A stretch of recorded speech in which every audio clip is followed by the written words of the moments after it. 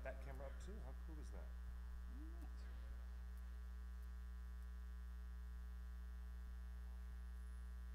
I didn't realize he was so short. Like the Lucas brothers. I mean, really, I thought they would be like tall, but these guys, he's 5'9". To everybody in this town. Got that live.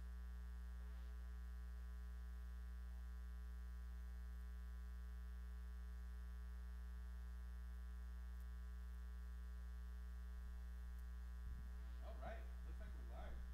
Let's get some audio in here. Oh, there we are. Hello. Hello, everybody. Welcome to Torn Tuesday, your weekly dose of all things Hobbit and Lord of the Rings.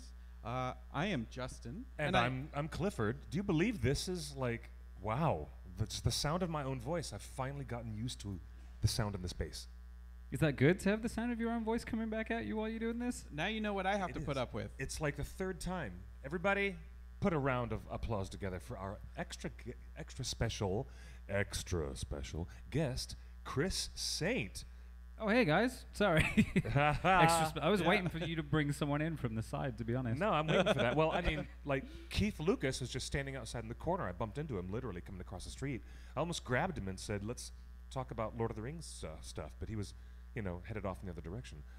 What? Who? I don't understand the reference. Who is Lucas? Well, the Lucas brothers, the comedy duo. You've seen they've got the animated show that they've done, the Lucas brothers. No. No. No. Okay, well you need to No, get tell me with more. the times. George Lucas's son? Like No. no. You don't know the Lucas brothers? You haven't seen their comedy routine? Look, the only Lucas, just bumped into him the literally only outside. Lucas I know is George Lucas, and we are here Here you live go. from the Scum and Villainy Cantina in the middle of Hollywood. It is the coolest geek bar, and it's right on Hollywood Boulevard, where the stars are. Where we just walked over some of the stars of Hollywood to get in here, didn't we? You Lucas Yes, brothers. we certainly did. We just literally walked did. over the Lucas You're brothers telling to me get you've in never here. seen their show and never seen their animated shows either? No, I do not recognize the Lucas brothers. All right. Wow. Okay. Pop culture referendum. Raise your hand if you are a certain age and you haven't heard of a certain artist. Fill in the blank. It's that simple. We do it all the time I around raise here. my hand and say We do I it do all not. the time. You're just showing your age. You're just showing your tooth. I guess. Look, but I do want to say before we get started, I want to say thank you to our Torn member and wonderful person all around, Ellen, for helping us light this place as only a Hobbit can, and she helped turn this galactic bar into a very Hobbit hole type thing. Like the lights behind us are green and round and hobbity. Indeed. We've got yellow light all around. It looks great. If you look at the screen, it looks like you're green screened into the area. It looks that good, yeah. It looks like we've just made this up. And now that we've kind of got the lighting down, we've also got other cameras. Watch this. 1, 2, 3. Oh, boom. Oh, look at that. Oh, man. So Oh, my this is our main camera, and I think there's room for This is- some Rohan banners or something, or maybe Yeah, some there is. barrels on the bar or something like that. There's a lot of potential here, a lot of potential, and also potentially we could put little red dots, LED dots around the different spots around the room. So you know so which that- camera you're so that looking we at. know which camera I'm supposed to look at, because there's so many. All of a sudden, we've been 6 years behind one single camera, have we not? Yes. Now, Oh, yeah. Chris- Sometimes a portable camera, too. yeah. Some- He's done quite a few shows with us. If you guys go back into the Wayback Machine with us to Meltdown Comics, which really wasn't too long ago, you remember that on XSN, Chris Saint was hosting all these crazy shows. Was it Drunk Shopping? Yeah, we did Drunk Drunk Shopping Shopping Network. We did one So called The fun. Whole Show, That's right. Yes. which sounds worse than it was. That was awesome. No, because you're a body piercer. By trade, by profession, by art. By art. Yes. Your TV's body piercer, as we like to say. As in you the like to biz. you like to joke. What is it? TV's. TV's Chris Saint. That's the one, as you like to introduce me to, as in bars. In the I always do that to everybody. Any of our friends, oh, it's TV's. It's TV. It's TVs. Well, that's how you'd get introduced, like on at a local police charity or something. But that's so funny. Back in the 70s, I'm going to date myself. Now that I've dated my co-host, I'll date myself. back in You've my never dated me. back in my meow meow meow. Back in my day, we would have a little red a little brick of letters, and that red text in the corner would say, "As seen on TV," with a big exclamation point, as The if that was extra ASOS. special. Yeah. Yeah. Well, if you guys like what you see, support to Scum and Villainy Cantina when you come to Hollywood. And if you want to support and you aren't going to make it to LA anytime soon, help us decorate this place. Like if you can make little foam barrels, or maybe you have some Rohan banners that are just sitting in a box in your garage. I want the Rohan Bonners though. Bonners. I want the Rohan Bonners. Like That's what I want. Like we're having amazing time here, and I think Yes, if you guys would like to practice your creative skills, and there's so many Ringer fans in our audience who have provided us with paintings, handmade scarves, handmade knitted stuffed toys. Yeah, you guys have sent us amazing things. So many creative things, watercolor, artwork. We've gotten delicious lembas bread. You guys have been so generous over the years. I wouldn't say no, would I, to someone saying, "Oh, look, here's a prop. Here's a banner." Or a prancing pony sign. Like Oh, we can hang a dude. prancing pony sign. Any styrofoam sculptors out there who do styrofoam carvings? The and owner of art- the bar, JC, has said, "Hey, if you can hang it, we'll show it." Like So we would be so glad to feature we're your open art. to all your ideas. I'm loving this idea. Now, Chris, you have your own stream and camera going on right now. What is this? Yeah, I just set up a little VR live stream for funsies. So if you're watching on my Facebook, you can put on a VR headset, and it's like you're stood right in front of us. So Totally. The people watching from that end are in the VR experience here at Scum and Yeah. Villainy. Wait, what's your Facebook page? Wow. Oh, facebook.com/Chris Saint Piercer. So, or if you just I don't know search at the top for Chris Saint. Chris Saint, yeah, I'm sure it'll come you up. have a blue check mark, don't you? Like It'll just come up, yeah. So you can actually watch the show in VR 360 and, Oh, and dude. get a whole Dude. experience Really? about it. Yeah. Dude. You can see my girlfriend eating rice cakes behind us.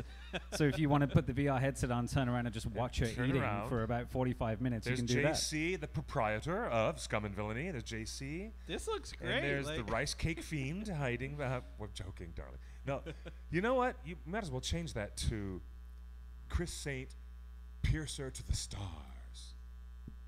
Oh, we'll do that. Okay. It takes a bit of doing, but yeah, let's Look, do I'm it. not. I'm We'll not, hire a just a- branding team. We'll get Let's together. do it. We'll We need one. Look, I need one. There's no We'll do need it. to name drop or anything like that. But the one Yes, there is. story, On the this show there one is. tweet that I was really impressed with is that this must have been recently. I think you had the guy from Coldplay in. Yeah. He kept us open one night. They was Do you mean- doing a show. Do you mean Mr. X Paltrow?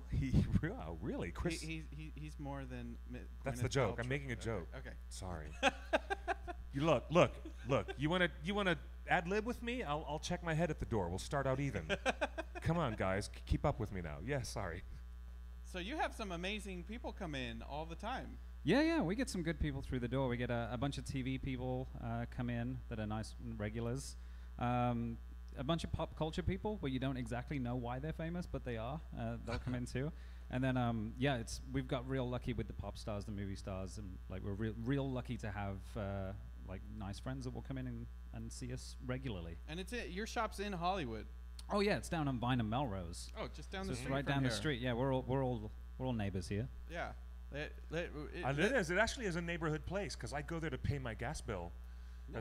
I go to the community. I go to the exchange, the checking exchange there, and that's and Oh, you're right next door. Yeah. That's where I pay my. Yeah, it's you guys are giggling. It's funny because it's true. Yeah, I poked my head out of the door one day. It was Clef. Yeah. looks all guilty with his gas bill in his hand. No. It's great to see the people in the chat room joining us. I'll see what I can make, maybe send you. I'm not very artistic, but I'll try it. Look, effort is 9/10 of the law. Like, if you make it, we'll employ it. Won't like it's one. We could also use like a cloth countertop. Maybe make it look like the Green Dragon or the Prancing Pony wooden bar. There's so many things. Or we can make it look like that beer swilling party in the Two Towers Extended Edition, while the Rohan guys get into a drinking game, featuring a cameo by Howard Shore, and that's when Legolas and Gimli get into one of their ridiculous competitions. You know who can drink the most. Let's do that. Wait, Yeah. you are no stranger to having libations live on the air while you're hosting a show. Yeah, we used to host a show at Meltdown called Drunk Shopping Network where we would drink on air, and it was And tell looking back, stories. that was not a great idea. Yeah. When looking back on that was not a great. Yeah, but Actually, I thought it was really hilarious. it ended up being funny a bunch of the time. It was The good. concept was great, but Right. the context of inside a comic book store Yeah. was interesting. Chris, we just heard last week that Meltdown is closed. You spent a lot of time That's at crazy. Meltdown.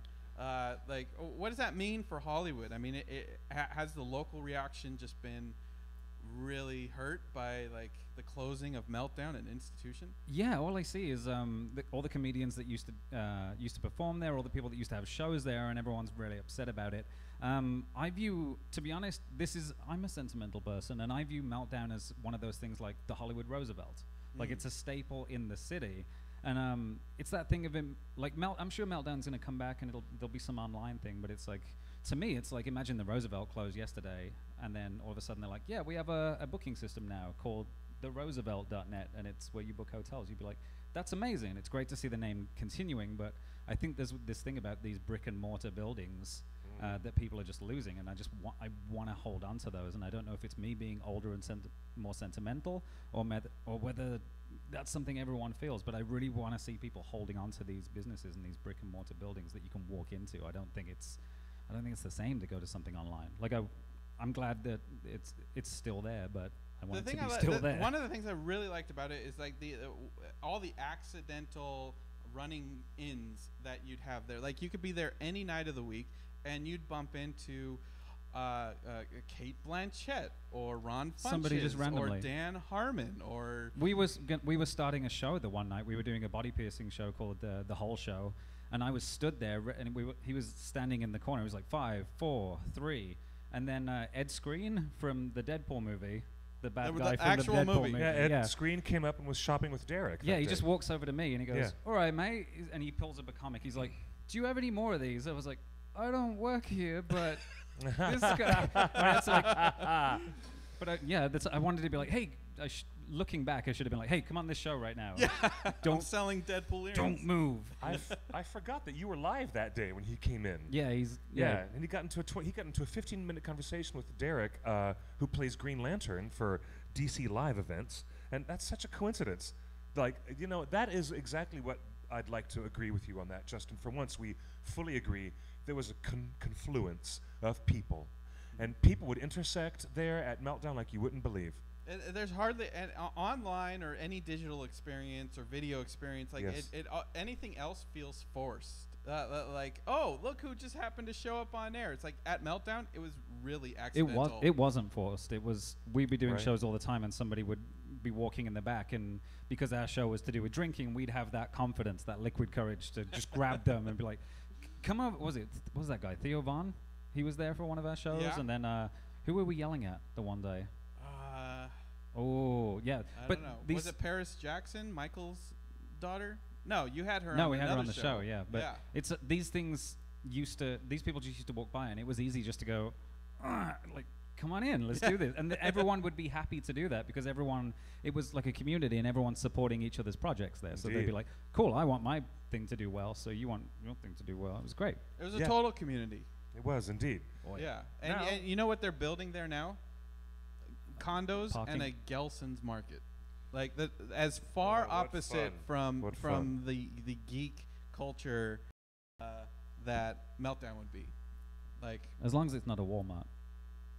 I don't think LA allows Anything Walmart. but a Walmart. Well, we have a much bigger audience than we ever suspected because there's so much news that has been happening in the Lord of the Rings universe. Be Still, my very sad heart. We all beat, our hearts are beating for Meltdown Comics. The legacy of those guys will still hang around for many, many years. And what the new manifestation will be, I'm not sure. But moving on, we have So much news. So much. We have seismic news that happened in the Lord of the Rings community today. You didn't believe my theme park news last week. I didn't believe it, and guess what? We actually have a guest who is in in the United Kingdom. Oh my gosh! What time is it there? It's after 1 in the morning now. It is, believe it or not, wow, it's 1:25 in the morning. So he's the chair, the head guy. He's the chair of the Tolkien Society in the United Kingdom. Sean Gunner is waiting for us, and I'm going to get him on Skype audio. Yes. I'm going to get him on the show because he wants to talk with us about the new release of The Fall of Gondolin, which was just announced by HarperCollins, the UK publishers. Another J.R.R. Tolkien book. Another slap of irony. I mean, he's been dead since 1973. And still producing work. Still producing work, still publishing things, and still you have the unsatisfied Game of Thrones fan base, still waiting for Winds of Winter. Tupac ain't got nothing on Tolkien. George R.R. Martin, I made a tweet about this, hasn't gotten anywhere close to finishing his work, while Professor Tolkien is still giving us surprises. And let's get this guy on the phone, Mr. Sean. I'm going to send him the right message and tell him where to find me. On Skype, you usually find us on Skype at the One Ring Net. And that usually, but we don't have that set up. Let's make that clear. This is we're working at every week. We do little tweaks here and there to dial in our technical setup. We got the lighting set up. We got laptop set up. We're doing VR on Chris Saint's Facebook page. If you go jump from our Facebook page over to Facebook, Chris Don't Saint. close this one though. Don't close this one. You can watch the show in VR. And Lorraine Foster says hi. Hi, Lorraine. What's up in the UK, Lorraine Foster? And looks like Pete is checking out. Ciao for now. Thanks for joining us, Pete. You're always a welcome presence in our chat room. I am so excited that there's more Tolkien books coming out. Do you think it'll ever stop? Or do you think they're just going to keep releasing? No, the best part is that you have all these unfinished tales and the Silmarillion, which is like every chapter is a short story. But they have all these notes that they can like expand on the Legendarium from. So, Tolkien has published more books in the last 3 years than George R.R. Martin has. It's crazy. Even even though obviously he's passed, he's not with us. These are all still original. It's still canon. It's still original works. It's still. Yeah. Cliff, we haven't even started to have the discussion of like where do we get with canon. I think that's going to come up when the Amazon series comes out. Yeah, the subject of what is canon, I believe, is anything. If you're going to put an automatic label on it, it has to be anything that his son edited and supervised. If Christopher Tolkien supervised it, edited, put the pieces together, then that's the stuff you can count on. The estate. Yep. As long as the estate has okayed it, then that's fine. All right, let's bring our friend. He's waiting patiently on the far, far side of the world. Here we go, connecting. Let's get that on here. Oh, yeah. That sounds familiar. You know that Skype do-dee-doo. Oh, hey there. How are you, mister? Hi, I'm good, thanks. Hey, you can hear me okay? I can. How you doing? Very good. It's good to hear your voice. Welcome to the late night show of Torn Tuesday. Ladies and gentlemen, you are hearing the voice from beyond. This is the voice of Sean Gunner, the chair of the Tolkien Society in the United Kingdom, as our special call-in guest. Welcome to sunny California. How late is it where you are? Nearly 1:30 in the bloody morning, isn't it?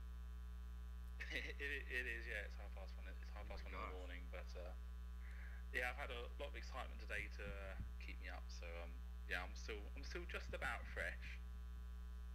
Of course. Well, fresh and fine with a PH. You're looking great, buddy. It's good to see you. So the rumors of the last week, people thought that the new book was a April Fool's prank, and there were a lot of rumor and conjecture. But you broke the story today, didn't you? We did, yeah. So I had quite a good relationship with the publishers and Tolkien estate, so I knew this was coming for some weeks now, and this had kind of crept out a little bit on the internet. Amazon had picked it up. Amazon had a listing of a book, and everybody was like, "Oh, what is this book?" And then everybody was like, "It's going to be The Fall of Gondolin." And so the the publishers, they said to me a couple of weeks ago, this is coming, but you're not allowed to tell anyone. I was like, brilliant. That's the best situation to be in, where I've got this amazing news and I'm not allowed to tell anyone. Love that. Thanks for that. Brill. But yeah, it had been enough. The internet kind of worked out what was going on that we were like, we can just about say everyone's saying there's a rumor of this, which we said, but of course it was on the 1st of April, and pretty much everybody wrote it off as a April Fool's joke. And yeah, so the next day we had to say, no, this isn't a joke. This is legit. And so probably the thing that I've worked out is don't put any news out on the 1st of April because no one will believe it. But yeah, so yeah, we wrote the story. I got the cover art over the weekend, which I was pretty excited to have a look at. And yeah, I had to again sit on it all weekend and not tell anyone, which was horrible because I was like, I've seen it and it's amazing. And yeah, I was able to break the story at 9 o'clock this morning. I think we were the first people to get there, which was pretty awesome. Wow, you've been writing this adrenaline all day, I guess. Now, for us, this is how nerdy we are. This is how Lord of the Rings fans are. We're excited about a book, okay? This is this is ecstasy for me as well. But I want you to take a moment, Sean, and try to tell some of our viewers who might not know this, why is the release of this book so special? Because the casual viewer may say, I've already read that chapter, The Fall of Gondolin. I saw that in the Silmarillion. Why is this publication so seismic, as I described it before? Why did you call it what you called it today, the Holy Grail, for Tolkien fans to have this out?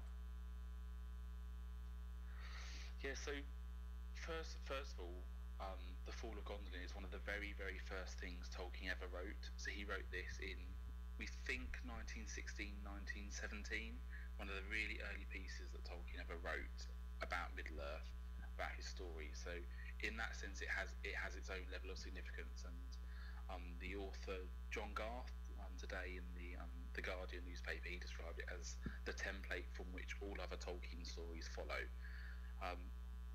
As you say, there is a chapter in the Silmarillion on the Fall of Gondolin, but it is only, I think, 10 pages long. Yeah. Tolkien wrote the story several times over, and in the Unfinished Tales, which came out in 1980, we saw what Tolkien would have written had he written the whole story out in full. A bit like what we saw with Children of Húrin when that came out 11 years ago. That was a proper book rather than just a chapter in the Silmarillion. And that is what we are seeing being published later this year. This is a full story. It is not just one chapter. It is a proper tale, and it tells the magnificent story about the hidden city of Gondolin, its growth, its splendor, its strength, and then ultimately its complete collapse following a hideous betrayal and the forces of Morgoth completely destroying it.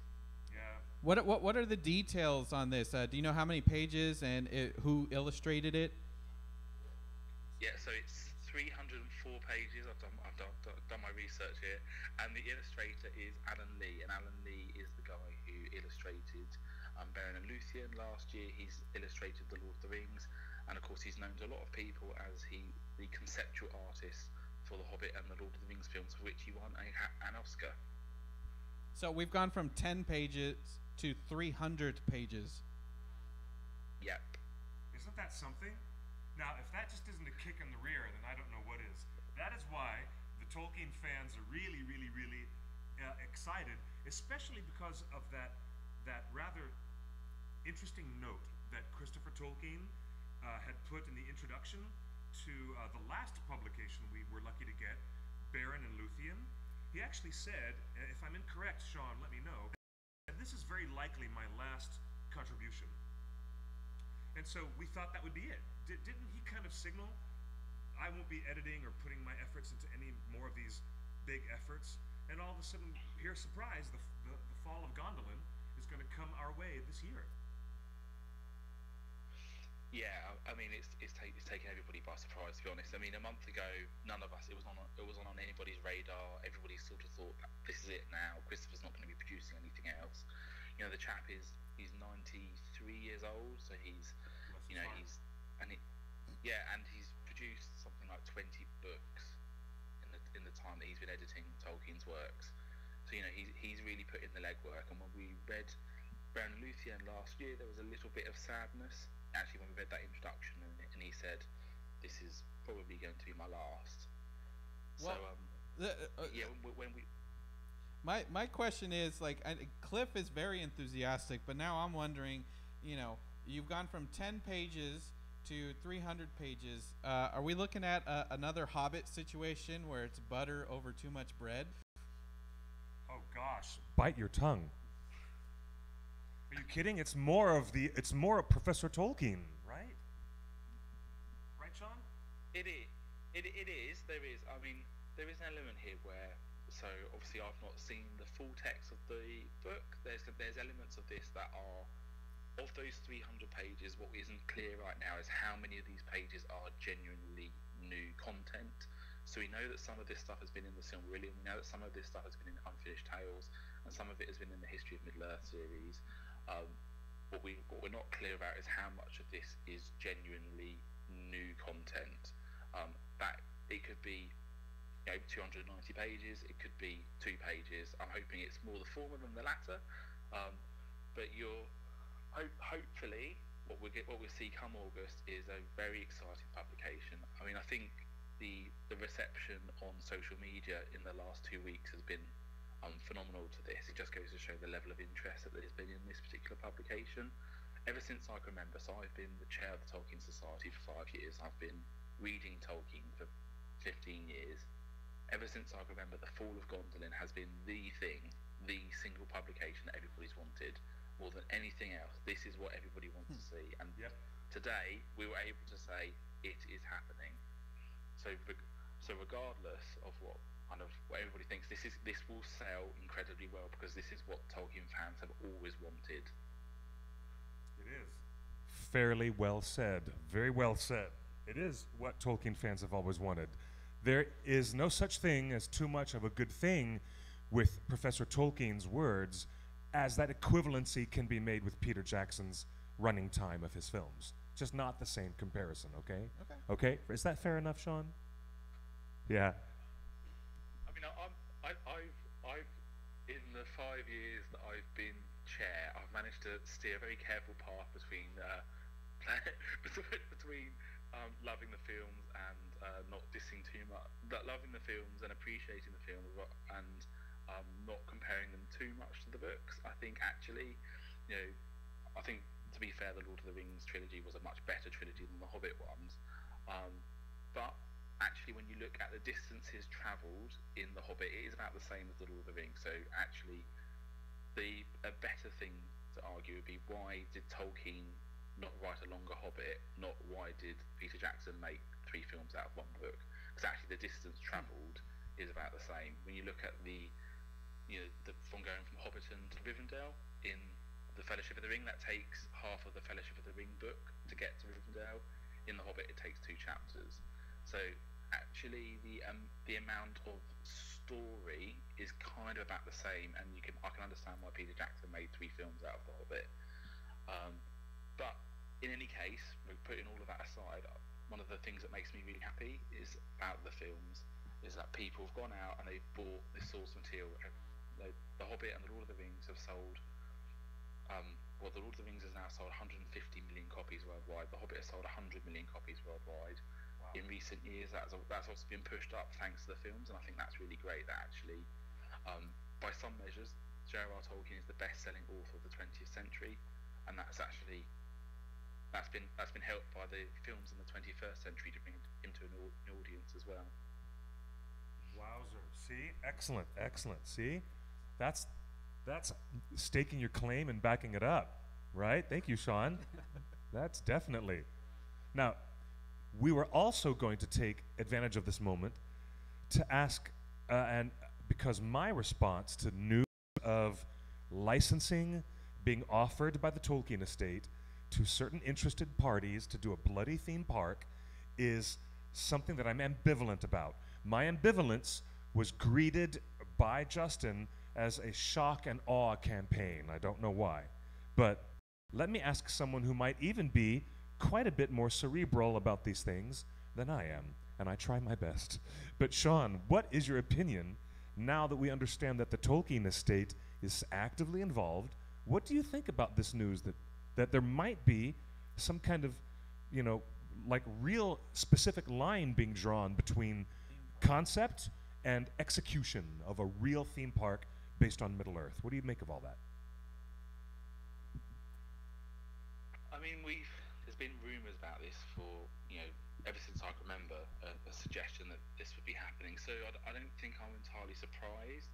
I would say the fact that Universal Studios haven't issued any level of sort of rebuttal to this story. The fact that they haven't said this isn't true makes me think it probably is. So there's going to be an element here where actually the Tolkien community needs to accept that this will be happening, a level of live and let live. Kind of what's happened to a certain extent with the films, I think that will need to happen with this. I think it's really difficult for me to have any kind of opinion on this, actually, because in a sense, I don't know what this looks like. Now, what I do know what it looks like is I see the Harry Potter universe. The benefit of living in the UK is that I in the city where I live, there's a Harry Potter shop, and when I go to King's Cross train station, there's a Harry Potter shop there. And actually, people love that.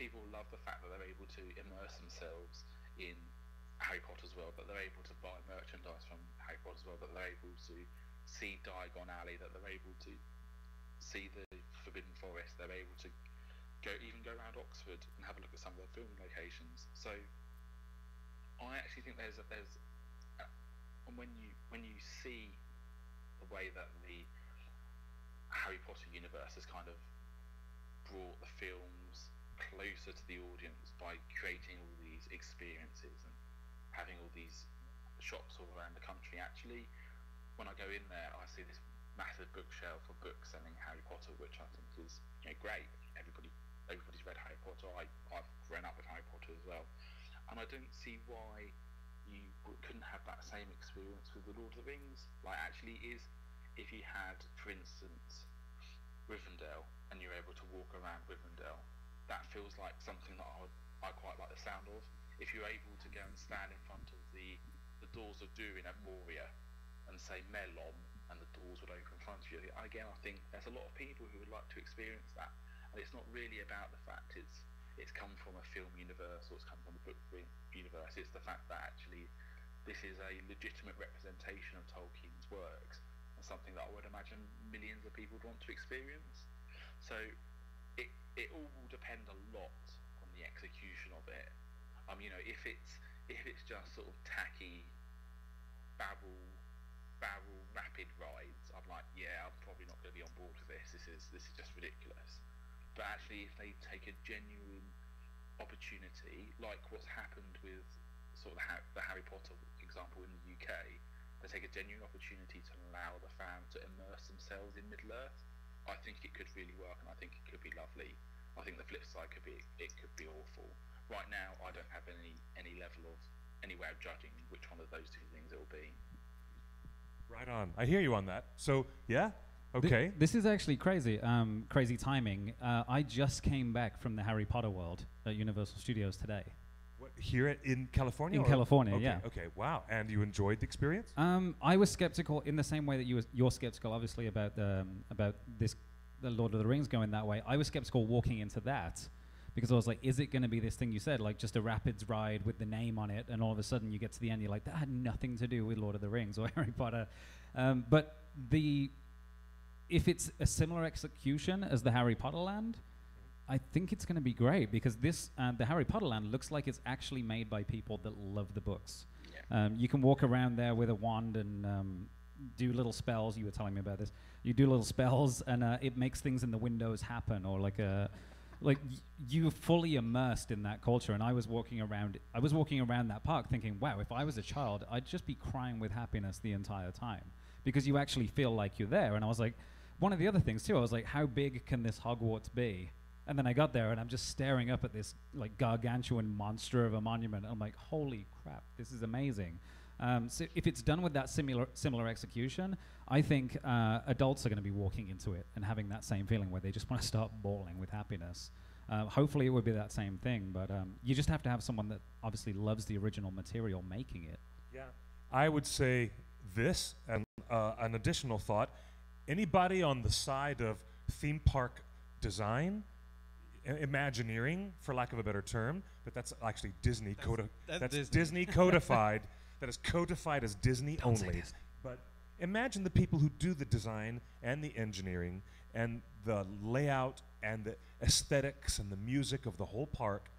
They're the ones who are taking the biggest risk at pissing all the rest of us off, or alternatively, just as you have said, bringing us to an immersion point where it becomes something so wonderful that we haven't experienced it. We have never had a chance to experience Middle Earth like that kind of thing before. But, I mean, there's always some little voice in the back of my head that says this type of tacky theme ride thing would please most of us, but it would not please a certain someone. Am I wrong in even thinking that? But you can't please everyone. Well, I mean Professor Tolkien himself. Oh. See what I mean, Sean? Well, I mean, the thing is, how different would the experience at Orlando be different from the Hobbiton tours you get in New Zealand? Those are essentially people walking around a film set. Fair enough. So how actually different is it in terms of Tolkien's view? I mean, there's an element of me where I think makes too much of what Tolkien thinks to a certain extent. Like we say that Tolkien would have hated the films and stuff like that. Actually, his position is much more nuanced than that, and this is even a sort of a discussion that I have within the Tolkien Society itself. You know, if Tolkien was that much against films, he wouldn't have sold the film rights in the first place. Mm-hmm. When in the 1950s there was attempts to produce a film back then, and Tolkien, interestingly, Tolkien had quite specific views about the way that was produced, and it wasn't the criticisms that most of us levy at the film. So a lot of people say that the films are just generic fantasy. It's a lot of just basically battle scenes interspersed with a bit of story. That wasn't, Tolkien didn't mind that. That wasn't his problem. Actually, the thing that he says, there's a radio series that was done on Lord of the Rings in 1955. He complains that one of the things he complains about is that it's too much focus on the dialogue and there's not enough of the landscape, which is kind of actually, to give Peter Jackson's credit, he does that really well. Like, you get a really good sense of what Middle Earth looks and feels like. So I think we make a little bit too much of kind of Tolkien would have disliked this, because I'm just not convinced that's actually true. Like, I don't think he would have loved it. I think that's fair, but I don't think he would have hated it either. I think he's one of those people who would have really nitpicked on little tiny details. Well, we appreciate you staying up so late to talk with us about the book.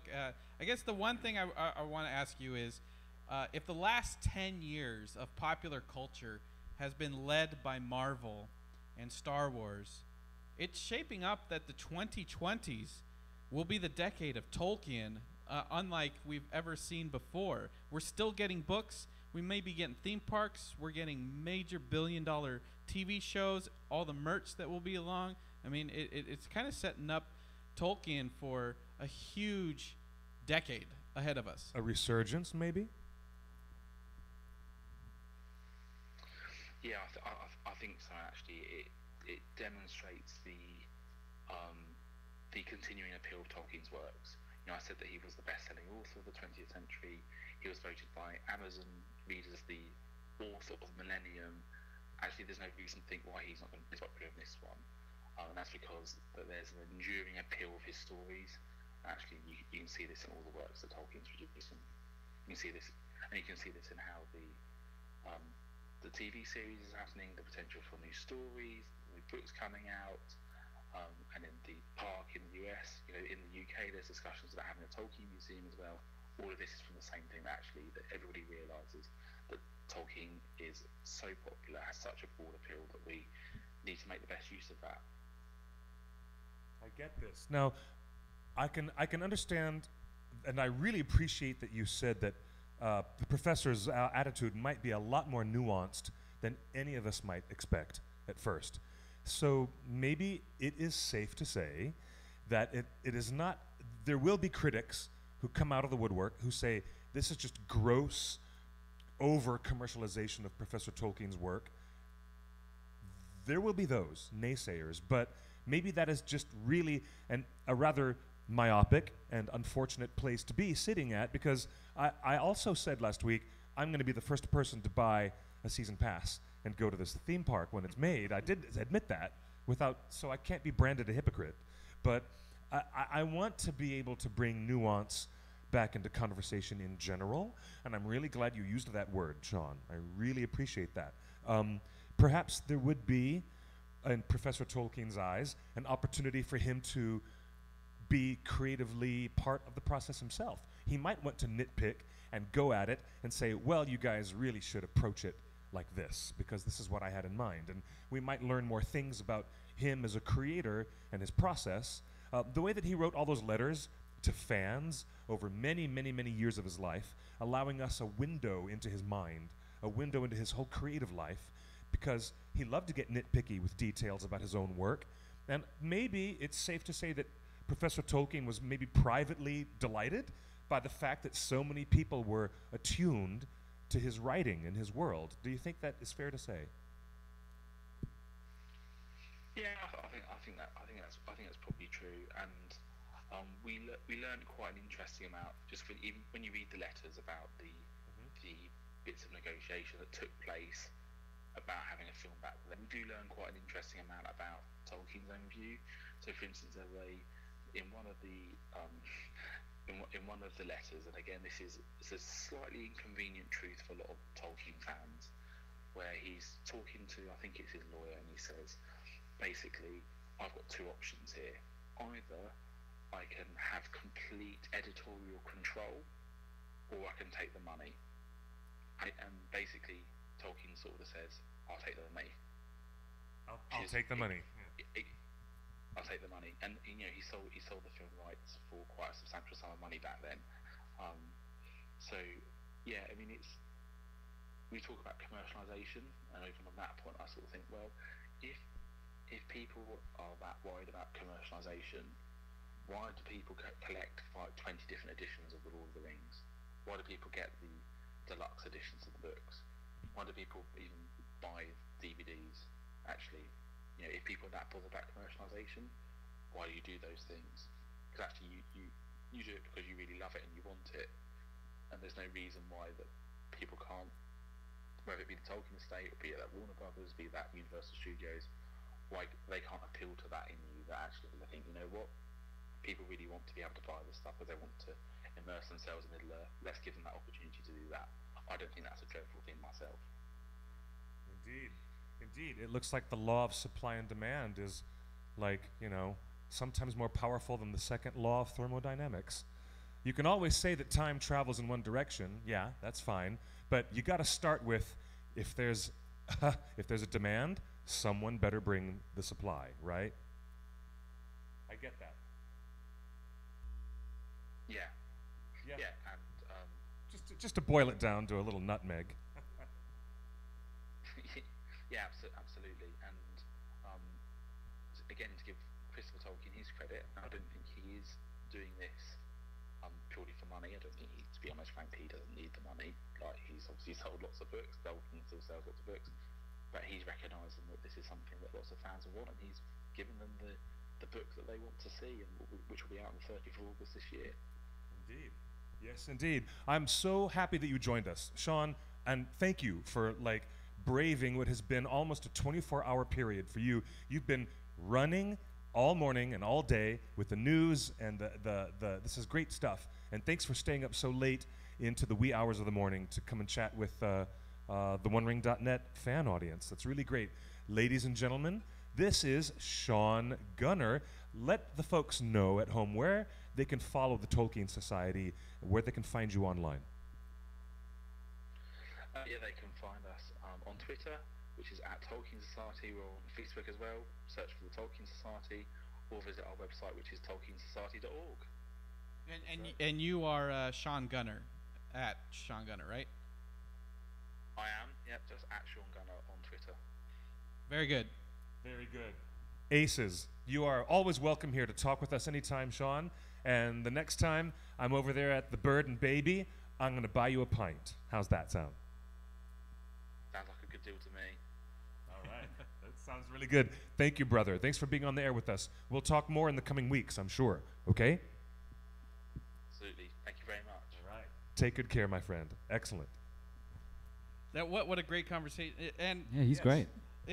I'm glad you guys brought up the theme park, and he seems to be on my team, which is like Well, he excited about. wanted to specifically talk about that, and I'm really, really glad that there are people who are considered in the intellectual arena of Tolkien consumers.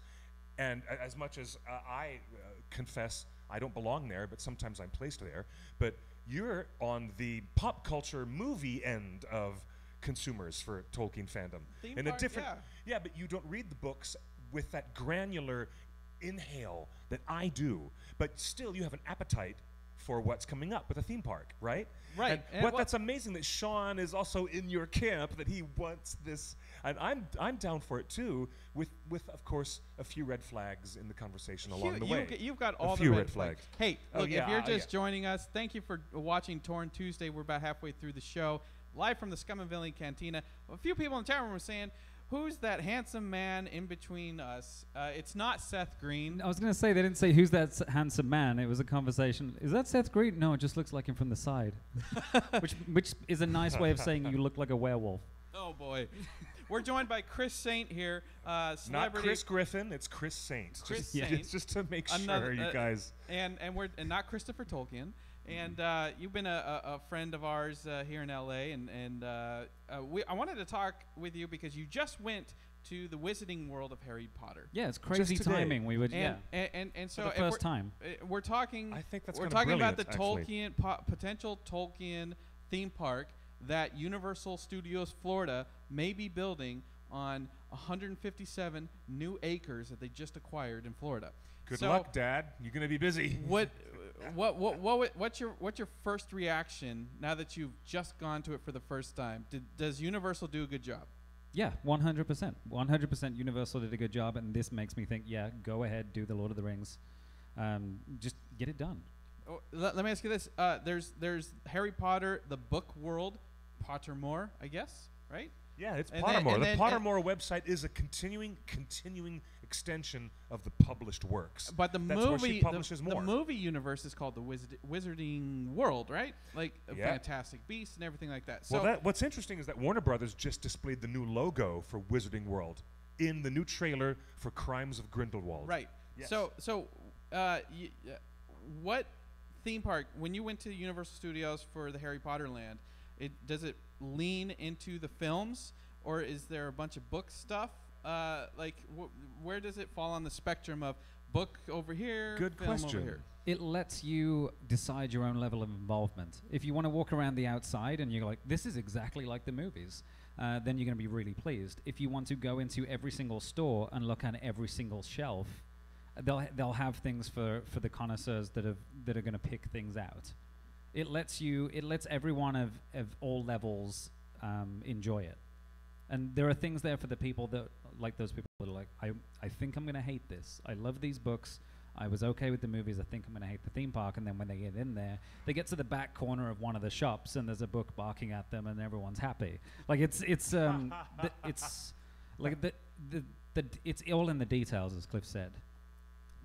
And you said that they have this technologic wonder of wands, and you can cast spells.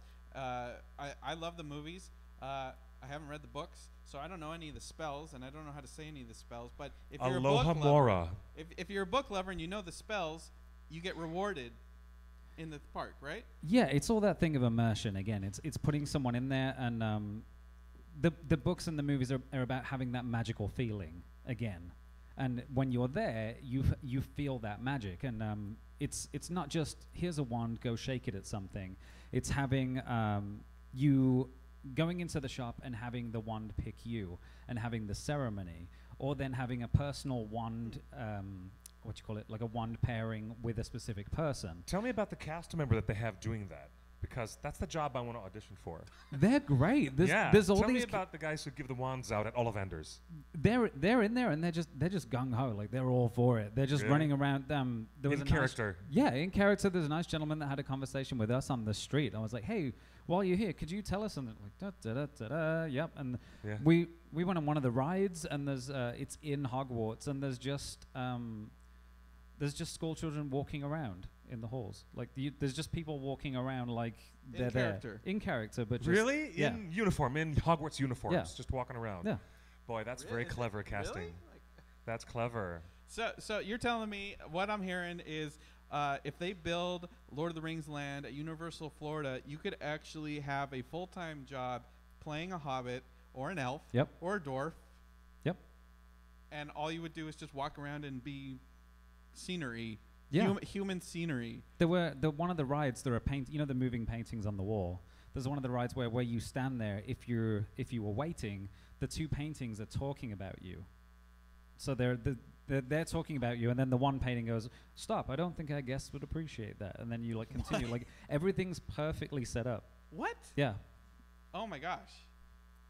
Like That that, sounds you great. can actually do that with real technology? Yeah, it's great. Then they have the people moving from painting to painting too. Like they'll get up out of their seat and go into one of the other paintings. It's beautiful. So they could actually have a Palantir exhibit, and every person would have a unique Palantir experience when they touch the orb, like Pippin does, Oh boy. versus Aragorn. Yeah. Everyone could have a completely separate experience. It's I think if they do it, they'll do it well. And I didn't think that until I'd been to the Wizarding World today. Tolkien had a lifelong disapproval of Walt Disney, and people always assumed that More specifically, he had a long-time disapproval of the way that Disney appropriated European folk tales and fairy stories. versus how Tolkien appropriated Norwegian and Scandinavian fairy tales. They were both borrowing from the same well, Oh, But Justin. that's another He's conversation. throwing the gauntlet down, buddy. I don't Oh know if my this is the right gosh. audience, but it's kind of the difference between PUBG and Fortnite. Yes. It's the same thing, but you're just viewing it from very separate angles. But I guess what I was getting at is everyone thinks that Disney is associated with theme parks, and because Tolkien hated Disney on a personal level, that they think that Tolkien wasn't open to theme parks and experiences and movies and animated films. But it sounds like the Tolkien estate is on board. They're personally leading these negotiations. That's a critical factor that I'm glad you pointed out. I'm glad you said that. And that's what we learned about the Amazon deal this last week, is that the Tolkien estate led the negotiations. No one went to the Tolkien estate and said, "Hey, we want to spend $1 billion on 5 seasons." The Tolkien estate came to Amazon and Netflix and said, "Hey, this is what the estate wants to do with our property." we have a story to tell. Yeah, and they're doing the same thing with the theme park. The estate is going and saying, we want a theme park, we want a destination. Now, if you're in the chat room, feel free to Skype us. Let's talk. And if you've been to Hobbiton in New Zealand, and you've actually been and sat on Bilbo's porch, call us. Tell us what you think about that. Kay Griffin says she would love to be a hobbit. And I've seen positive stuff in the chat. I've been watching it. Oh, totally. I've been sly watching. Diane says the Wizarding World of Harry Potter Universal Studios Hollywood was a ton of fun. The experience was great for all ages. Do you work there, Diane? That sounds like a line. Now, so Chris, the other reason I want to bring you on the show is, you're not only a tattoo artist and you're on TV and you're doing all this cool stuff, VR, but you're also a professional Twitch streamer. You're a Twitch partner. Affiliate. So semi-professional, I'm guessing. So you basically play games every day. Every single day right now. And people, what, they donate to you, or? They do. The more important thing than that right now is just getting people in, like this, just getting people in the chat room and building a community together. Mm-hmm. So that when something bad happens to you, you have everyone else to comfort you. And when you're playing the games, are you just are you having a conversation with the people in the chat, or are you just playing the game and cursing at the game and whatnot, or? Well, both. When something bad happens, you have to curse and you have to throw things. But at the same time, we're trying to build this community. So what I've done that some of the other streamers don't do is, it's hard to become a member of a Twitch community if you're not a Twitch member already. It's hard to go and sign up for that account. So what I've done is on the right-hand side of the hard-coded onto the stream, if you comment on Periscope, if you comment on YouTube, or if you comment on Twitch, it all comes up in the same chat window. On so the video. Yeah, so people from those communities can chat together, and everyone sees everyone else's chat, and when I reply, it goes to all the platforms at once. So we just started broadcasting this show to Twitch at the same time that we do Facebook and YouTube. Yeah. How do we grow on Twitch? What do you think are the top 3 things we should do to become a Twitch cool person? Be there regularly. Well, we're already doing it every week. You're going to hate me for saying this next one. Give things away. And just build that community. Like, actually reply to people. Don't just sit there and talk to them. Have a person that's talking to people, or that's looking at the screen and is like, hey, Kay Griffin, what's up? We know you'd like to be a hobbit. You know what? I'd like to be a hobbit too. And then that's how you realize that you're like forming a bond with people. Hi, Pipsky. Good to see you, by the way. See? And there's Ellen. Ellen says, wait, Cliff and Justin, you haven't been to the Wizarding World? Yeah, I know. We haven't. We acknowledged you, Ellen, at the very top of the show in like the opening. Oh, yeah, you weren't in the here opening yet. 2 minutes of the show. We talked gave about you your lighting design. full audio credit for We the did. beautiful design of this Yeah, place. so thank great. you, Ellen. Ellen is with us in the Facebook chat. She's our lighting designer. I mean, look how great this place She's- looks. It looks even better when there's an audience. She did this amazing. She does stage lighting design. It looks like at Hobbit holes back an there. Olympic level. She is amazing, and Look, she Bill- did all the lighting design for our Oscar parties that we had there at the very end of our Hobbit trilogy Oscar parties, which were quite the soiree. Now, everybody, I have But not Cliff, been. I have not been to the Wizarding I World of haven't Harry either. Potter. How much are tickets to Universal? I right really now? want to go check it out now that you're talking about it like It's this. it's close to like $150 each. It's like $130 a ticket. So that's like Disneyland prices. I don't know. It's been a while since I've been to Disneyland. Yeah, but it's- Disneyland's about $150 a day.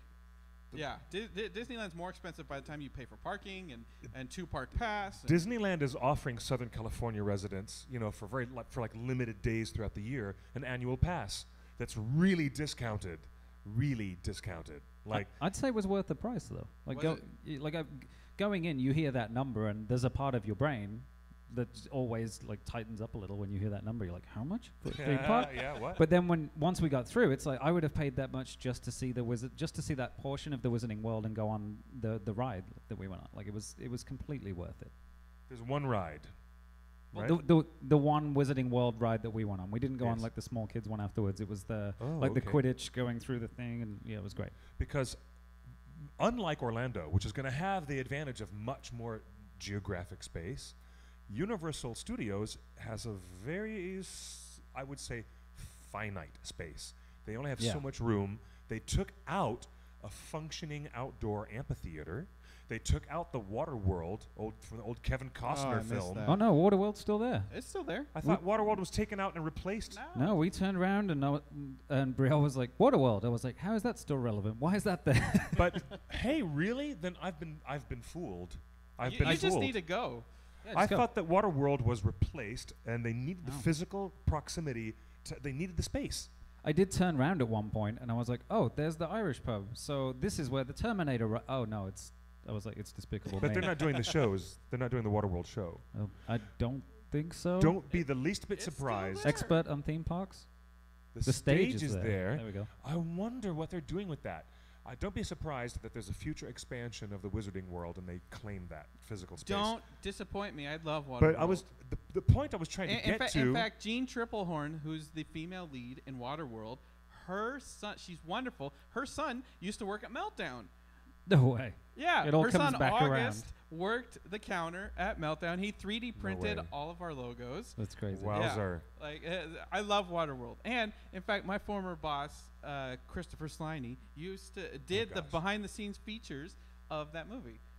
All right, I love Waterworld. I don't It's want it to be so taken good. out. I just said don't be surprised that because ultimately Universal Studios California has barely 1/8 of the amount of physical space that the Orlando park will have.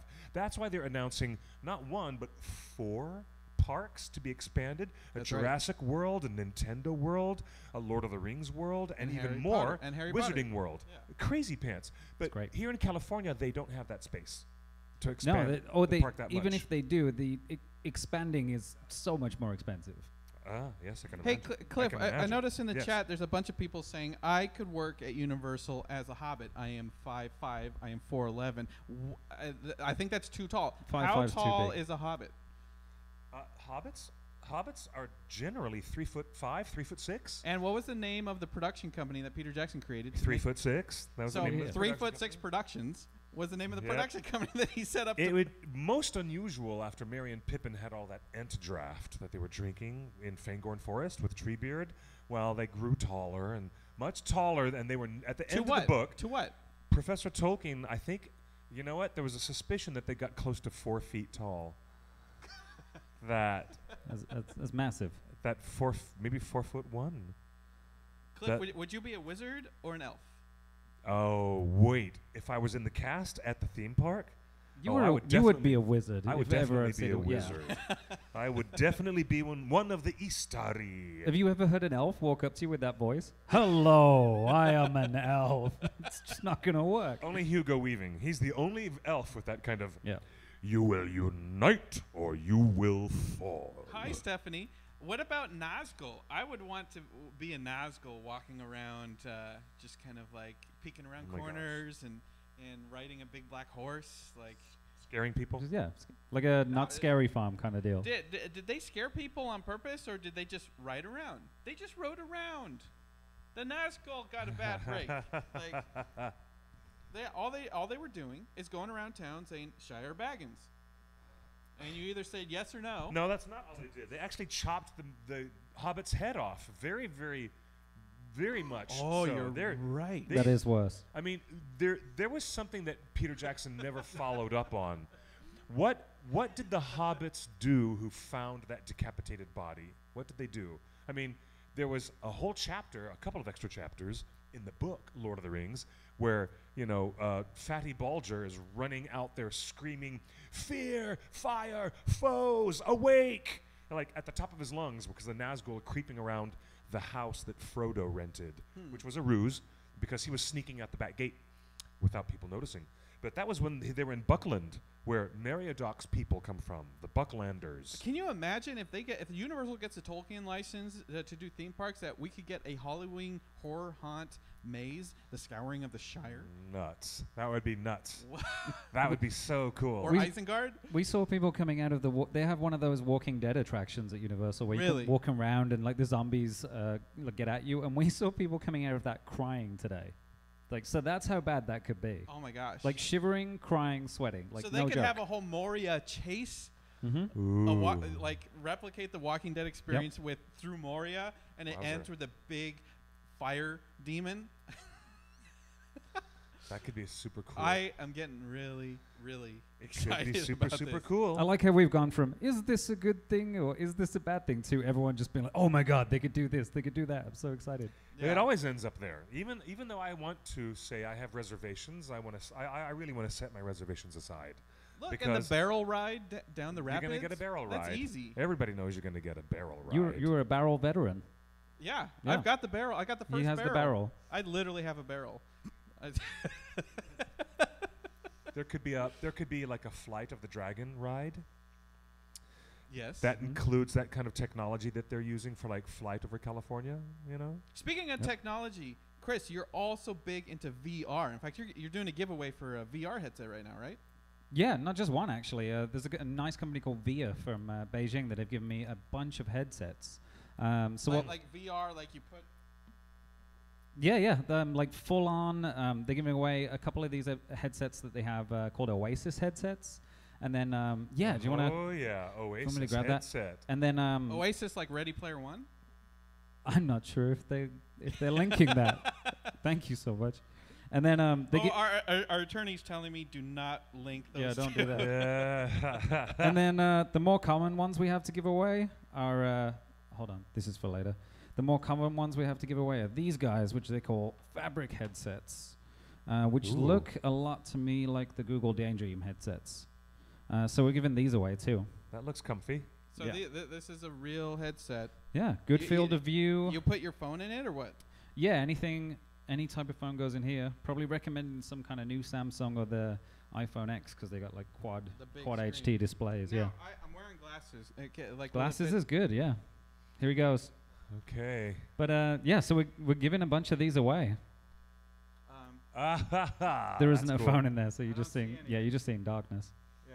Yeah. Hello, darkness, my old friend. So yeah, we're giving those away, and then this to me is genius too, because sometimes you're out and about, and that's just not great to look at. You know what I mean? To put a whole headset on, I think that's actually kind of cool. it's pretty cool. But Oh, then we hi. got these It's little. much better looking than that cardboard box that you were using last time, Justin, where you were sliding your phone in there. Yeah, this is better than a cardboard box. Oh yeah, yeah. Don't you guys think? Now, Peter Jackson and Weta have been at the forefront of VR. In fact, they created a VR experience where you get chased by Smaug the dragon. It's Middle Earth's just begging for that. So to immerse yourself.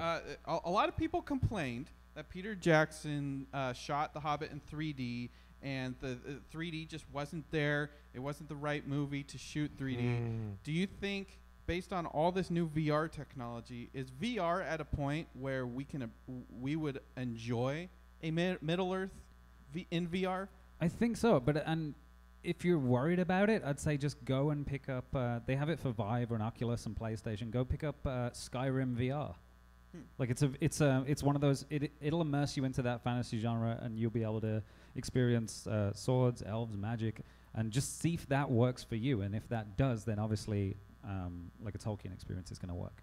I was lucky to go to a convention, and I got to experience the VR, the Erebor in VR, and it's amazing. And it ends with Smaug almost biting you, like coming right toward your face. I think I've seen that one when you're on the top of the roofs. Yeah. Yeah, Yeah. I think I've seen that one. And then he breathes fire, and I thought, and this was what, 2 or 3 years ago. So we're at a point now where Did you experience that at Comic-Con? I don't know if it was Comic-Con. It was one of the conventions. Yeah. But as we know, Richard Taylor and Weta are heavily invested in VR. In fact, they're a founding partner of Magic Leap, Which is the new big. which is The big supposed thing. to be the best VR or AR, period. No one's seen it yet. No one's played with it yet, but it's supposed to be the best. So we know that they're Peter Jackson and Richard are fully invested in this technology. I'm wondering if they get the gig for doing Lord of the Rings with Amazon, could we possibly expect some Middle Earth in the headset? It has to happen at some point. I mean, at some point we'll get to the point where the games will be so widely used in VR that we're going to have some kind of upgrade of that. You know what I mean? All the old games, like right now, this week we got Spyro the Dragon Remastered. It's like if something does well enough, it just keeps going, you know, and it evades being destroyed by time. I think I think the fans are cautious because they had such a bad time in high frame rate 3D with the movies. It felt like a British soap opera. Yeah, it was too real. It wasn't fantasy. But high frame rate 3D works in VR. In fact, it's the preferred method of VR, a high frame rate. At that point, you're not having the thing of this feels too real because immersion is what you're after. So it's. But high frame rates are meant for this. They're not meant for the big screen. Yeah, I mean the base for that is 60. I mean, imagine. Basically, they have the technology. Since they filmed in high frame rate, they could remaster the Hobbit trilogy for VR, and you'd probably have a really good experience because it's high frame rate, it's 3D. You could look around, you know. Yeah. Can you imagine? That'd be kind of fascinating way to experience the film itself. You would be constantly oriented to maybe one direction where most of the action is happening, right? But if you're just sitting still and enjoying it, I mean, the way the films are edited, you'd be surrounded by. And no one ever looks behind them. Like even Google's getting away from 360, and they're just doing the 180 degrees in front of you. Because people don't look behind them, huh? So if you're sitting in a chair with the goggles on, and I got a high frame rate Hobbit movie, I'm in. Yeah. Interesting possibilities On there. a virtual massive screen in front of you. So yeah, but you've played in this VR world for the last few years. Do you think technology has gotten to the point where we would be more accepting of it? I think the next step. I think we're at the point where this current generation of technology, everyone has. That's released the standard. That's where we go. Cool. We've got. Like when VHS was introduced, we're like, cool, now we have 16 by 9. That's the standard. So we have the standard in VR. I think the next step is going to be Blu-ray. It's going to be the quality is going to leap a lot. Do you think that they should experiment with Tolkien's world in these new technologies, since we got burned so hard last time Tolkien was used to promote a technology? Well, I would venture to say that the people who are working with Weta and under Richard Taylor, who did all the designs and armor and weapons and wigs and dwarf noses, it looks like those guys are getting behind an interesting project called Magic Leap. Yeah. I would venture to say that they are already hard at work making something that is Middle-earth specific that's going to be for VR. That should be built and designed from scratch. I would venture that they're already. I would buy it. Yeah. Would you imagine? I'd be shocked if they were not. Yeah. So I'm excited where we're going with this. And hey, were there any VR things at the theme park for Harry Potter? No, nothing actually. Because Disneyland has a Star Wars VR experience where you go into a room, you put on the goggles. It's called the Void, and you can battle people. But it's kind of counterproductive. It's like the whole point of having the VR experience is so that you can have that in your house. If you're going to go somewhere and have it, an immersive experience, you may as well go to the Wizarding World yourself, or you know what I mean, like the Star Wars land. If you're going to actually go somewhere and have the travel to something, why not go to the why not go to New Zealand? Right. Yeah. So if you're going to have it in your house, have that VR experience. A VR experience of Hogwarts, I think, is like required. That's a requirement, isn't it? To be able to imagine plotting out an entire like 3-dimensional space in VR, and you could just go wandering through Hogwarts. You would do it all day. First place I would go is the Room of Requirement. It's the first place I would go. Hey, Cliff, it's about that time in the show. Is it really about that time of the show? We started a new segment. We've got a new segment where we don't have a lower we don't have a special lower third. We're working on all the graphics and lower thirds, but basically we want to field questions from a Tolkien neophyte. Is that the right word? I like the word noob. A neophyte will work if you want to get... And so the owner of the Scum and Villainy Cantina here has been revisiting the Lord of the Rings extended editions, and he's been coming up with questions that just an average casual person that hasn't really read the books, had just enjoyed the movies, doesn't remember much of it, and he's been coming up with a bunch of questions that... just regular people would probably want to know. And as we found out at many of our conventions, it's not just old people coming to our convention panels. It's a bunch of new people that are finding Tolkien through the movies and through the games. So while he's getting ready for his question, I'm just so excited about all of the potential. Me too. Of Lord of the Rings. But here's the thing. We didn't even mention the Amazon show yet today. No, really that can be hours and hours of conversation. So we've got our question queued up. Okay, so like you said, ladies and gentlemen, JC from Scum and Villainy Cantina, right here on camera. So we're going to cut the camera around. There you are. We talked about it a little bit last week. I've always been a Star Wars guy, and you guys come in and do the show. I was like, I should revisit Lord of the Rings. These are movies that I saw when they came out. I read Fellowship, and then I kind of was like, this isn't what I thought it was, and I kind of abandoned it in my early 20s. And so here we are. literally the man who never finished watching the Lord of the Rings trilogy, like all the way through. Well, I did. I saw Return of the King in the movie theater, and that was the last Lord of the Rings I did. When was that? 2005, right? 2003. Oh, wow. Okay, so a long time ago. So it's been almost 15 years. Yes. So I watched Fellowship on Netflix, and as I watched it, I Googled and YouTube things to try to figure out what was going on. I gave it an honest effort, and as I dug in, I discovered, well, this is cool. Oh, now I get it. Oh, and so I borrowed your Blu-rays, and I've been going through. I just finished Two Towers Extended. Yesterday, 2 days ago, the Saturday. discs play okay. They're not scratched or scuffed. They play fine. Well, and they play fine until I got through with them, and now. Right. Is this like 4 hours each? I was. Yes. I was just saying you didn't have any like. No. There were no issues with the problems. discs. Okay, Yeah, good. no, they're great. So I thought it'd be fun. I wrote down. Now I started doing this on disc 2, disc 1 of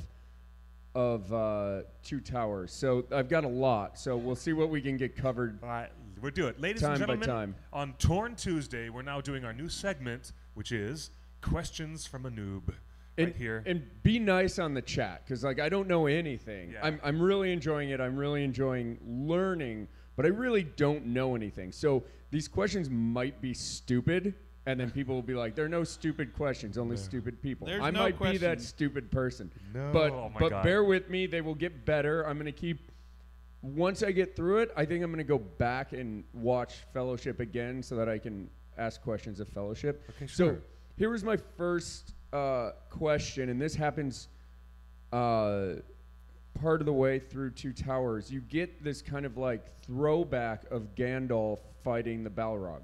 Mm-hmm. And The classic opening. and he describes, fighting, and you see him fall down into the water. And the next thing you know, Gandalf is killing him on top of a mountain. Yep. I know. What? I don't get it.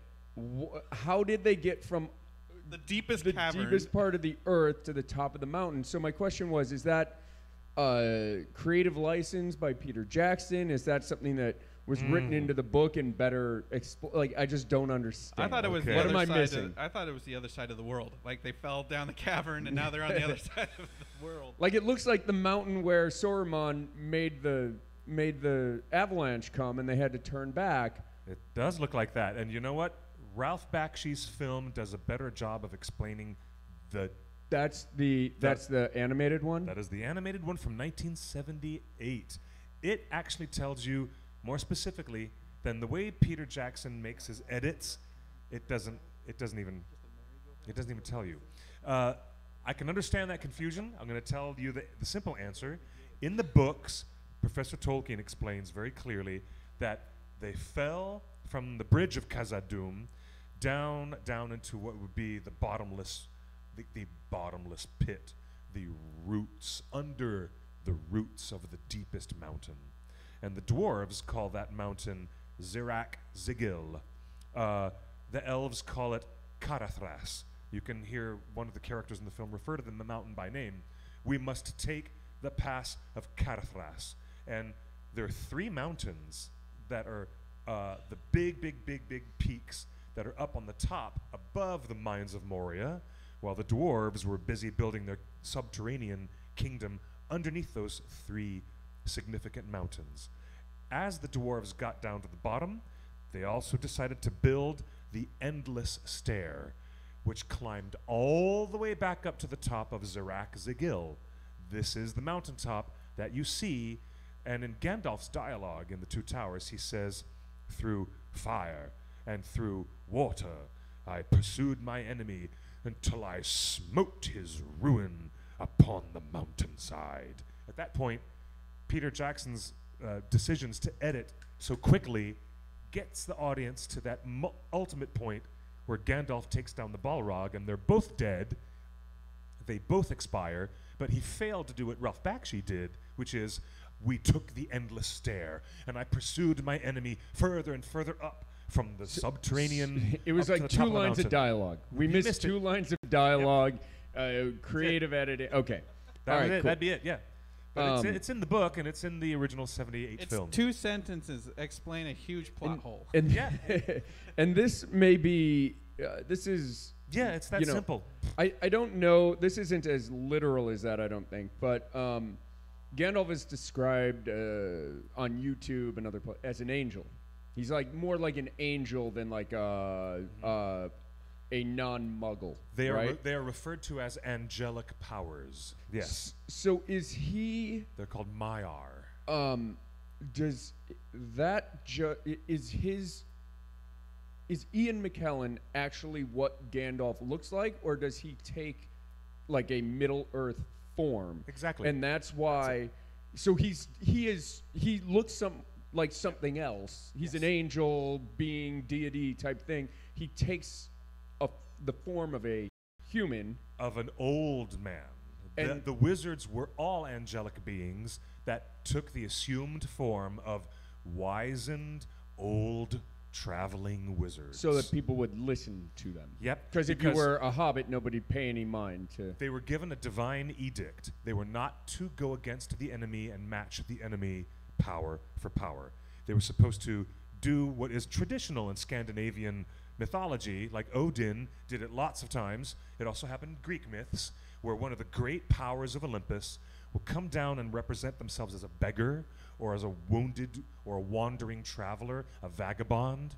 You get that element in so much. You get that a lot Japanese also, yeah, right? you get that in so many great Or Yoda, when you folklore. first meet Yoda. So the idea is, how will the mortals respond to someone of massive angelic power if they were standing in front of them versus someone who's a wandering vagabond wizard who's trying to, poke fire at people and get them to be motivated against the enemy. That was what they were supposed to do. Wizards were supposed to take a rather peripheral approach to attacking the enemy and inspire the spirit and the courage of other free peoples in their fight as wizards. And importantly, Ian McKellen has accurately pointed out that Gandalf has always looked like that. He's never looked like anything else. So Ian McKellen is the only person that should play Gandalf That's right. in the new Amazon series. And Gandalf That's is right. as old as Middle-earth itself. So Gandalf should be, Ian McKellen should be Gandalf, and Gandalf should be Agreed. in whatever they film Agreed. going Yes. forward. I mean, I think that, and maybe it's because I've just discovered this. I was like, well, I hope they use all of the Weta stuff in the same kind of world, even if they don't explicitly say this is the same world. But to follow that lead, right? To take that, maybe expand it, maybe you make it a little bit, for today a little bit more. But I think that's what you. And That's the their foundation you build this show. That's on, right? their intent, for sure. What else you got? You don't need to reinvent the wheel with Agreed. this show. Agreed. There's a bit of dialogue in The Two Towers which gives a clue to Gandalf's angelic parentage, you could say, for lack of a better word. He says, naked I was sent back. And then he goes, and he takes that breath and wakes up on the mountainside, right? Because he literally says, I was sent back, which means the Valar, which are the gods and goddesses of Olympus in that equation, the great angelic beings of the Valar sent him back to finish his job. And they And basically to replace Saruman. Does Gandalf get to pick his form? Is it No. or does like No. Ray from Ghostbusters pick it, like the stick? Right, yeah, that's it. No. So they just Gandalf doesn't. That's just how he looks when he's on Earth. Well, consider the Balrog is also the equivalent of a Maiar spirit, but a completely opposite evil form of a Maiar spirit. And there's the Valar as the major hierarchy of gods and goddesses, and the sub-level are Maiar underneath the Valar. That Balrog and Gandalf are the exact same entity on that level. They're both Maiar, except one supremely good, one supremely evil. Which is why And yet the same. Gandalf can fight him. Yep. Even though he's The one. giant and full of fire and Yeah. brimstone and Yeah, because they are equivalents. They're absolute equivalents, Gandalf and the Balrog. But he does warn himself, he does warn Frodo in the extended fellowship. He says, against some enemies I have not yet been tested. Right. He knows it's coming. He has a foresight. Gandalf knows it's coming. when Gandalf comes back Yeah. and meets what's left of the party in the woods, Fangor. he says, "I'm Gandalf the White."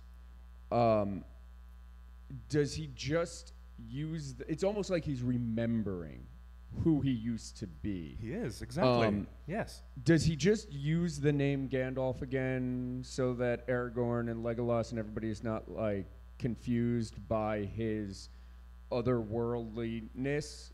Is it just relatability? Is he just saying like, oh, I was Gandalf. Well, you call me Gandalf then. Here's a thing where the omission of the script, again, is the culprit. What you have not seen happening backstage is that after Gandalf woke up back to life, after he was resurrected, Gandalf was taken by the Great Eagle right down to see Cate Blanchett, to Galadriel. So the only person he has seen so far, and the only person he's been speaking with, is in Elvish with her, and she calls him Mithrandir, and she has tried to help bring him back to who he is. But he hasn't heard anybody else call him Gandalf. He's been spending time in Lothlorien, and then he gets into his newly woven white garb, and he goes wandering out of Lothlorien and gets all the way down to Fangorn and bumps into Aragorn and Legolas and Gimli. And it's the first time someone has addressed him by his old name. And yes, it's like amnesia of the soul. And he so is reawakening as a new self. Okay. Yes. Yeah, I'm more confirming things that like are alluded to, I guess, than I am. We've always wanted to see what happens backstage, where resurrected Gandalf gets to go and visit Galadriel for a while. So he always wanted to see what that was like. Because he doesn't have clothes on? Yep. She gives him the clothes? They find him wandering as a naked soul who just came down from the mountaintop, and he doesn't imagine him being Insomnia reborn Gandalf, just come back to life. So she gives him the primer. Hey, this is what's going on. Yep. This is who you were. Absolutely. This is what people are going to expect from you. Yeah, I can imagine. Although Professor Tolkien doesn't go into those specifics, I just imagine it like that. Okay. Yes. One more question. All right. This is great, by the way. Getting questions from a noob. So we'll take one from you too. Does he get? I've got two. This one we've basically touched on, but it's does Gandalf the White remember himself and share memories with Gandalf the Gray version of Gandalf?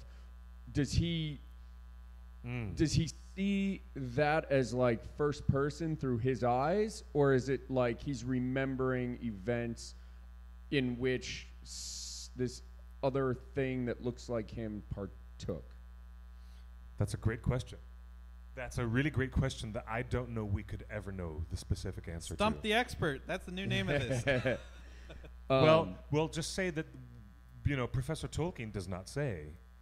It is suggested that he's incarnated in a new form.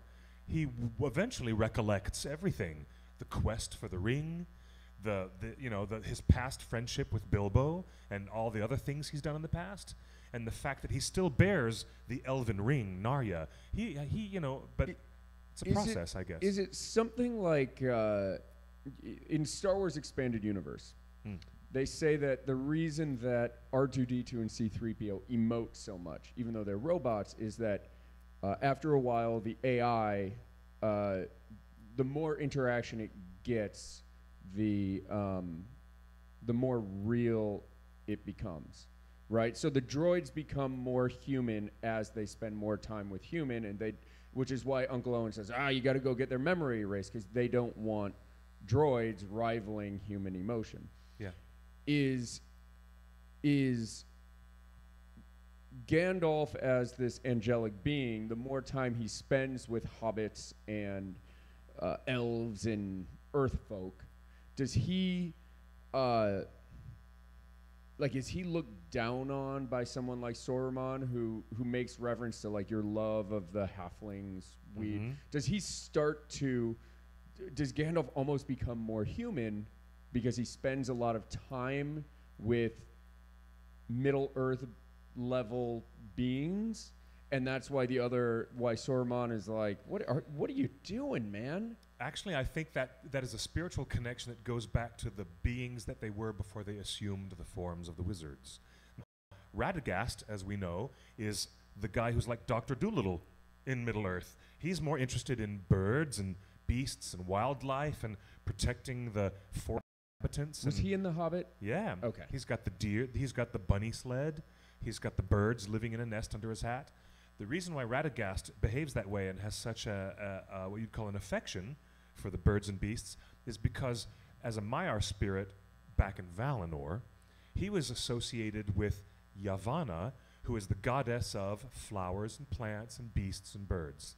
He has a direct mythological association to a certain Valar, a Vala.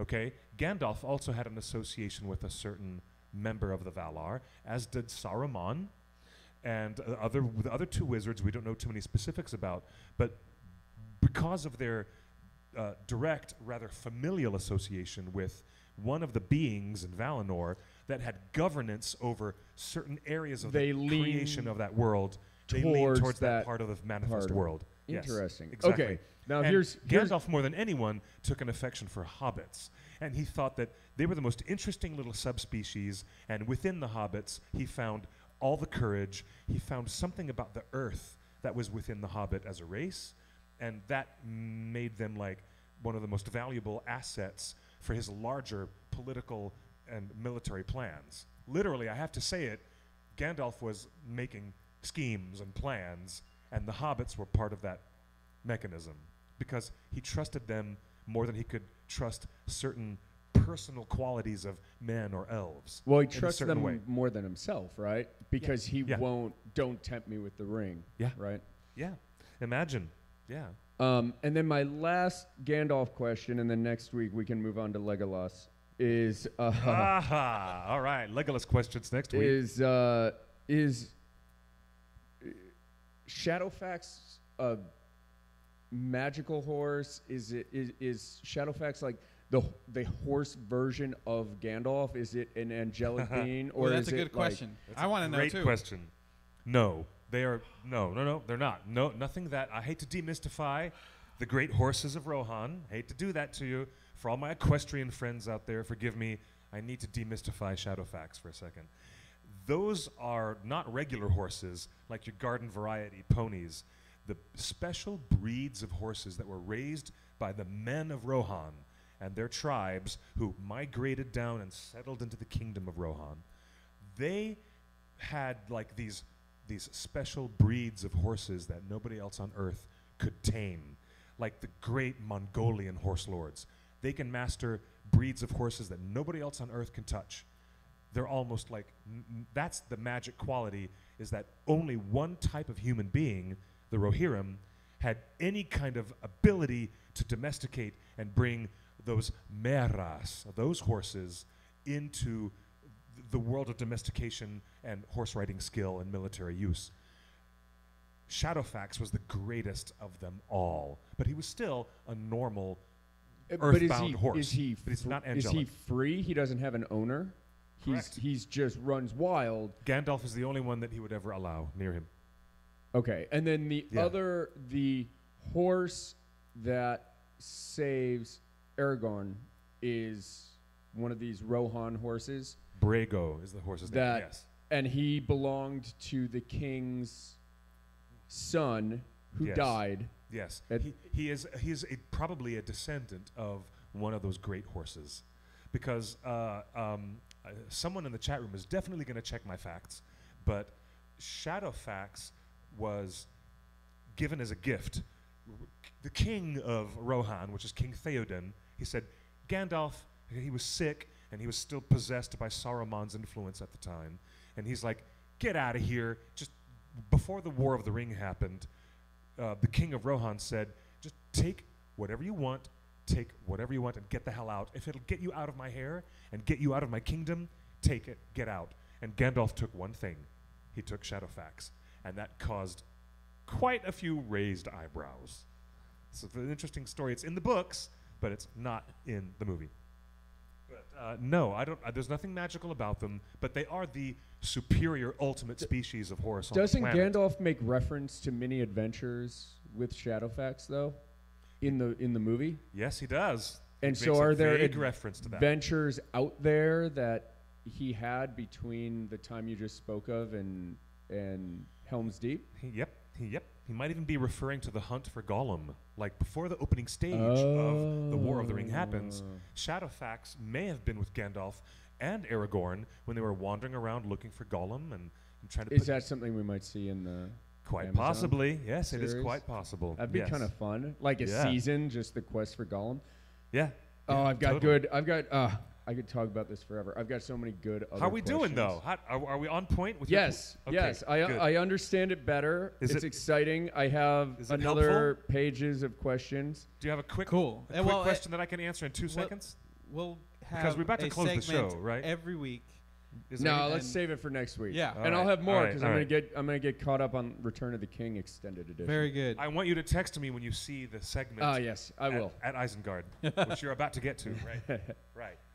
All right, Loving we're it. gonna. Hey, well done, by the way. Well done, JC. Thank you. And thanks again for hosting us. Oh, of course. For letting the OneRing.net come and have a fantastic weekly presence here and do our show right here. Oh, it's and fun. congratulations on everything you've done.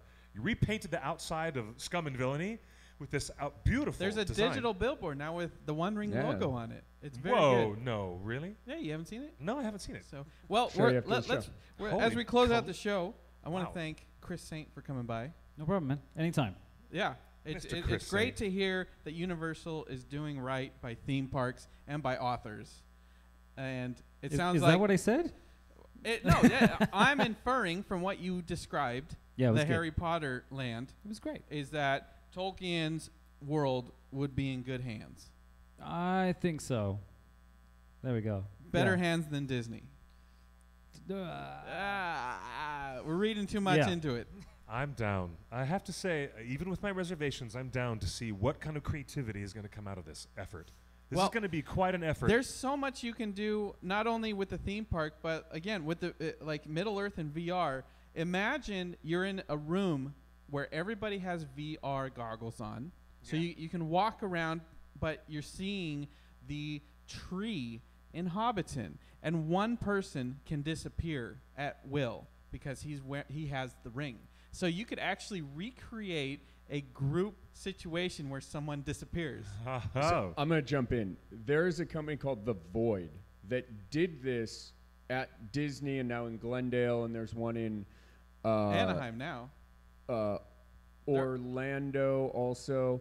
And it is exactly what you're talking about. It is a maze of sorts, just flats, but you have VR goggles on, and you walk around and like you guys look like stormtroopers. And I look at my hands, and I have stormtrooper hands. And when you go through the rooms, they like blow hot air on you. If you walk out into the lava planet, and they're like, touch these buttons to open the door, and you touch them, and they've actually put physical buttons in the room that That are matches your VR. skinned Yeah. with VR. Nice. It's incredible. They have a Ghostbusters one, I guess, in New York. And Salt Lake. I We would almost went to that one in Salt Lake City. Oh, we did? Yeah, the Why don't we Void. do that? I would live Sounds so that. cool. I would live there. Like all of a sudden you do that. If you haven't done it, you have to do it. It's $30. It's worth every penny. You understand how real Ready Player One becomes. Because I never wanted to leave. I'm like, oh my God, I'm in Star Wars. Like, I'm in Star Wars. So imagine crazy. that in Hobbiton, and you can actually disappear someone. You know. Yes! Yes! Oh my God! Yes! Oh. And Gandalf one person can be Gandalf, and he can have all these big giant fireworks, and they're all digital, so no one gets hurt. But you feel the heat of a firework exploding, and Merry and Pippin can explode a bunch of stuff. Like there's That's so you cool. can recreate You that could whole scene. smell like the potato stew. You know? Yeah. You could live Oh my Live gosh. Bilbo's Yes. birthday party anytime you want for $30. Boil them, mash them, Always stick for a 'em in price. stew. I'd do it. Hey, That you is guys, really we're at great. it. We're running out of No, you. say it isn't so. We're really running out of time? Yeah. Are we really? It Guys, is well, way past 6:30. It is way past 6:30. Wow, you know what? It's 6:50. Thank you We had for a really joining great us. show, man. That was really great. We're And here every Tuesday at 5 p.m. Pacific, and we're going to get Skype sorted out shortly. I think we're getting really good internet really soon, so we'll be able to do video chats with you guys. Oh, and yeah. Maybe we can even bring you back, and we can have a full VR demo. Like people could watch what Cliff sees with the goggles on. Okay. That could be really Yeah, we Yeah. could just put people right in front of Cliff virtually. Oh, man. That'd be great. That'd be great. You Super can always cool. have an audience, Cliff. I'm so down. Mr. Chris Saint, you're like a brother in arms, man. It's so great to have you. Anytime. It's nice to see you again. I haven't seen you in a while. Great to see you too, man. And of course, thanks for accompanying Justin on these road trips to these conventions when I wasn't able to go. That was so good. Did you hear good words Road from to Dragon Con. Silicon Valley Comic-Con? Did we hear good feedback from there? Silicon Valley Comic Con was this weekend. We did a panel with David Baxter and Kelly Rice from the Happy Hobbits. It was amazing. Yeah. Huge turnout. And of course, we have a lot to talk about with this new book, new theme park, and of course, $1 billion TV show.